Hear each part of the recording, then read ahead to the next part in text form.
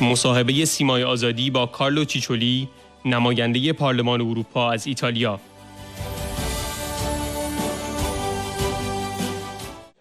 Hello, dear Mr. Chicholi. First of all, I wanted to ask you about the conference with the presence of many MEPs in Brussels and Mrs. Rejui. What is your take on that conference? Il convegno della SQI in Parlamento europeo con la partecipazione di Meriem è un atto molto importante perché è il riconoscimento del movimento e della resistenza iraniana, dell'opposizione iraniana all'interno delle istituzioni democratiche del Parlamento europeo. Sicuramente si percepiranno fin dalle prossime settimane, dai prossimi mesi, i cambiamenti dovuti a questo passaggio della storia, l'elezione del nuovo Presidente degli Stati Uniti, Trump, e la formazione di una nuova maggioranza all'interno del Parlamento europeo che vede la presenza di due commissari di centrodestra con una posizione chiara sull'Iran all'interno della Commissione europea. Quindi sono due aspetti molto importanti. Insieme a questi la presa d'atto della persecuzione e della mancanza di diritti delle donne iraniane, che in questo momento è particolarmente evidente dagli ultimi manifestazioni di protesta di donne che sfidano con grande coraggio il regime e si espongono alle rappresaglie. What should be the policy from the EU regarding Iran and the people of Iran? Innanzitutto dovrà essere di riconoscimento dei 10 punti del movimento del Consiglio Nazionale della Resistenza Iraniana, che sono punti di partenza, però molto importanti, sono le fondamenta dei diritti del popolo iraniano e dei rapporti con l'Occidente e con tutto il mondo libero.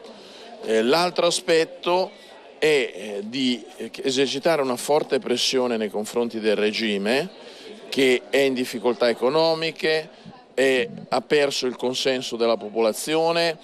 Oggi né i Pasdaran, né le milizie, né i partiti e i movimenti che si riconoscono nel regime di Khamenei hanno più la forza di prima e il dissenso interno è molto forte e quindi noi crediamo che quando questa frattura all'interno delle loro stesse organizzazioni politiche diventerà più consistente, è chiaro che la pressione esterna sarà invincibile e ci sarà finalmente un cambio di regime. At the end of the interview, what would be your message to the people of Iran? Please talk to them directly. Il mio messaggio è resistere. Il popolo iraniano resiste ormai da 45 anni all'oppressione. Crediamo che si sia ormai costruito una specie di resistenza interna fortissima nella società civile, nelle scuole, fra i giovani, tra le donne, che sta diventando maggioranza evidente nel paese. Il messaggio è quello della frase di un grande drammaturgo, scrittore tedesco, Johann Wolfgang Goethe. Osare, insistere, resistere, prima o poi qualcosa succederà. È una frase del metà 1700, ma che è vera e reale anche oggi. Grazie mille.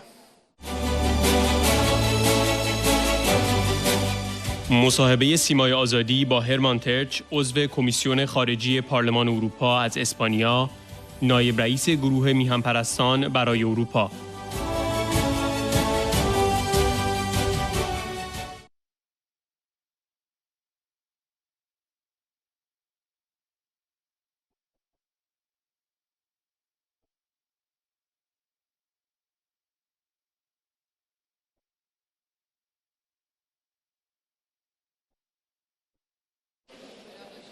بینندگان عزیز سیمای آزادی، همراه هستیم با آقای وهرمان ترتچ، نماینده پارلمان اروپا از اسپانیا. ایشون عضو کمیسیون خارجی این پارلمان هستند و ما در مقر پارلمان اروپا در استراسبورگ با ایشون گفتگویی رو ترتیب دادیم. Hello Mr. Tertch, welcome to this interview and I thank you very much for your time.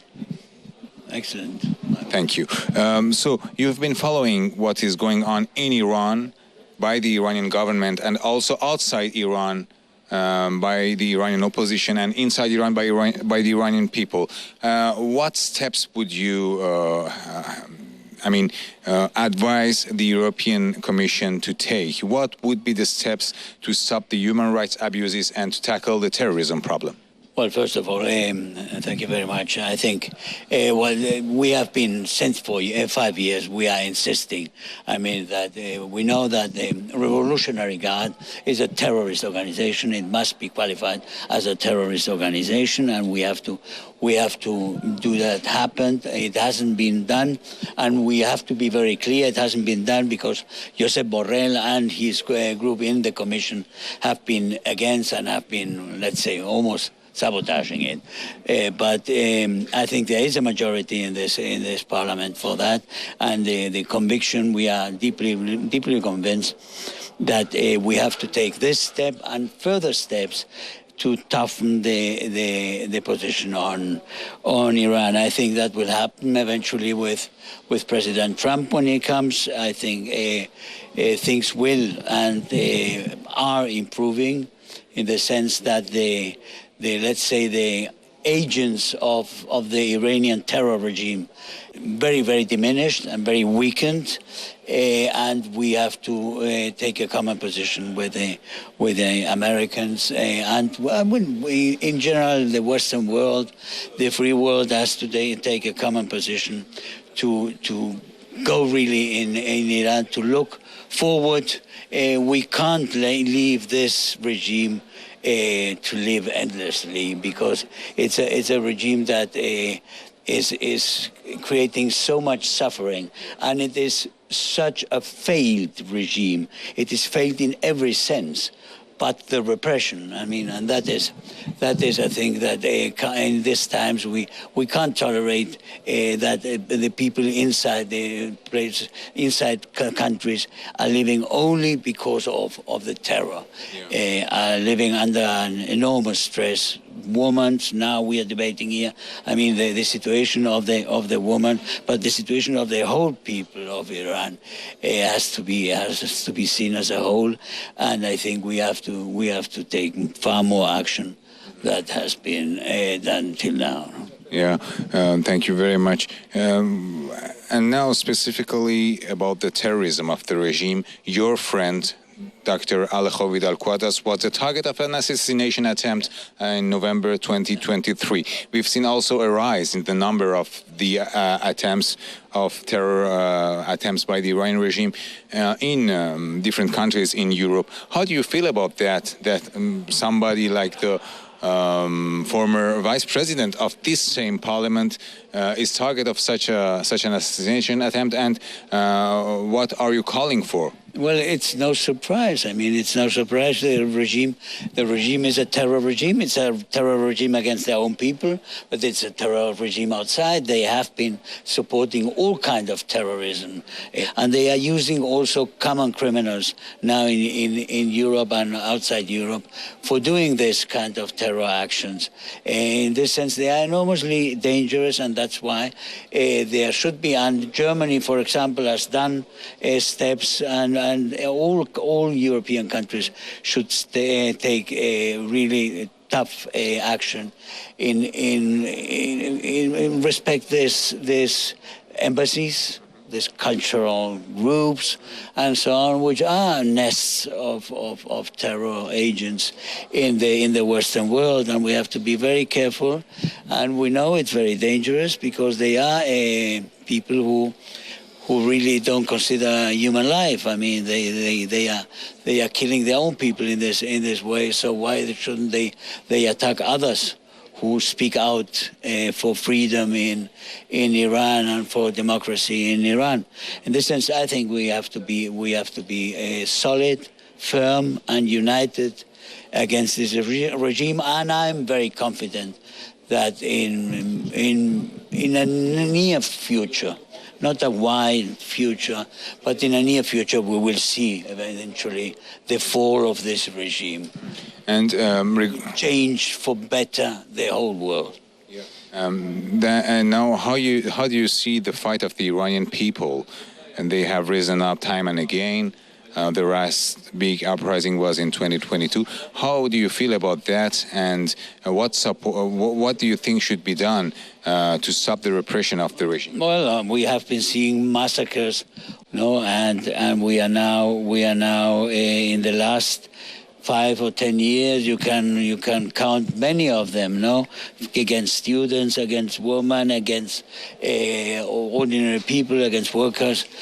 So it's the fight of a regime against the terror, against a terror regime from the side of the people and the students and so on. But they didn't have the support they deserve. The European Union has, because of many factors, and among other factors, this so-called friendship of Mr. Borrell with the regime, we didn't have the actions, really the actions we needed, and I think it's time that we take these steps. Yeah, at the end of the interview, what would be your message to the people inside Iran who would watch your interview? Well, we had dictatorships in Europe for a long time, and we had a pope, it's a Catholic pope, who came out and said, never lose hope and fight. Fight, because you have the same right to be free as we have. And you have now so many years repressed, beaten, and prosecuted and repressed. You deserve daily to be free as we are now. Thank you very much, Mr. Ttertch, for your time and for this conversation. It was a big pleasure. Thank you very much.